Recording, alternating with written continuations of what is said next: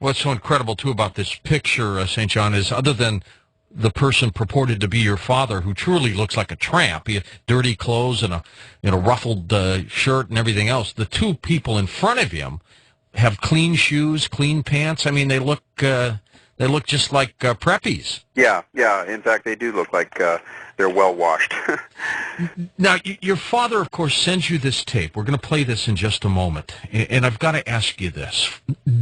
Do you, first of all, believe his story? I mean, he's named LBJ. He's named a fellow by the name of Cordmeyer, who was with the CIA. Mm-hmm. What if your father was just lying to protect himself, to protect all of you, and to protect those who truly might have been involved in the JFK assassination?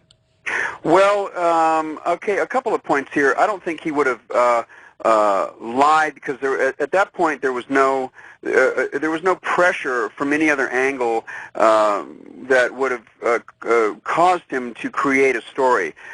Second of all, if he were interested in creating or fabricating a story about the JFK assassination, he certainly would not have implicated some of his closest associates in the Cuban exile community and in the CIA, and certainly would have not implicated by inference the American government itself.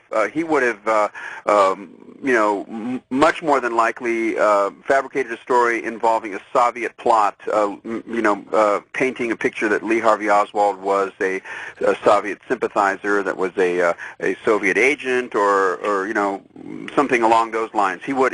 I mean, he was still an agency man. My father was, and although he had been, bitterly, he'd been bitter about his treatment by the American government, the Nixon White House, he was still at heart a patriot, and would have not had said anything to sully the reputation of the CIA or the American government. Do you believe your father could have been, if he's one of these tramps in this picture, could have been involved in the assassination?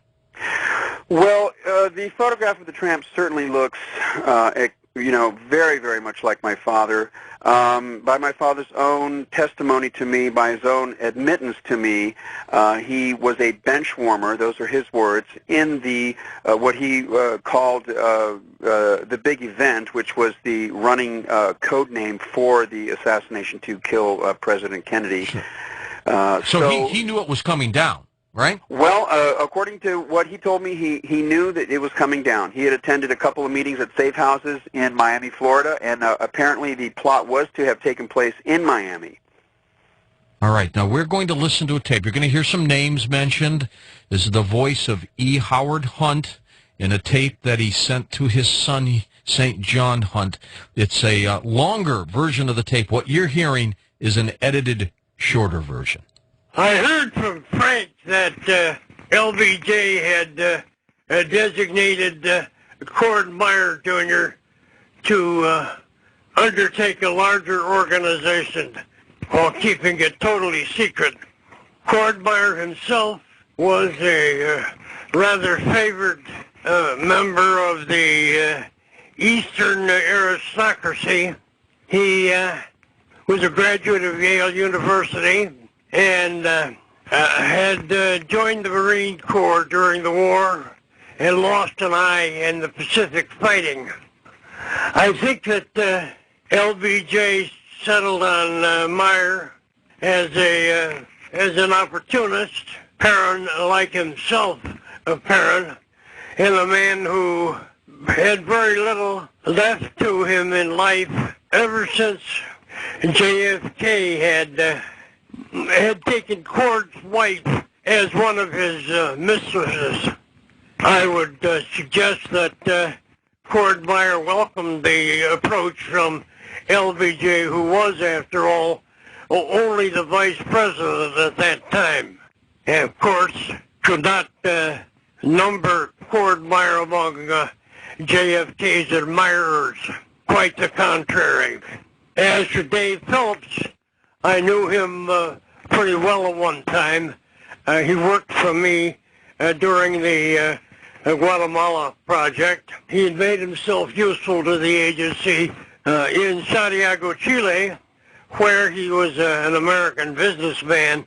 In any case, his actions, whatever they were, came to the attention of the Santiago station chief, and when his resume became known to people in the Western Hemisphere Division, he was brought in to work on Guatemalan operations.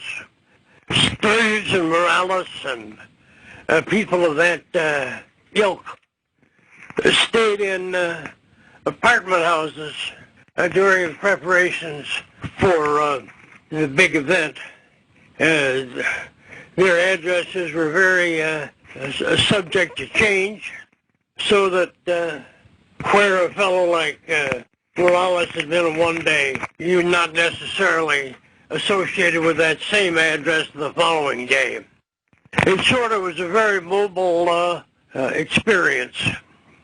Let me point out at this point that if I had wanted to fictionalize what went on in Miami and elsewhere during the run-up for the big event, I would have done so.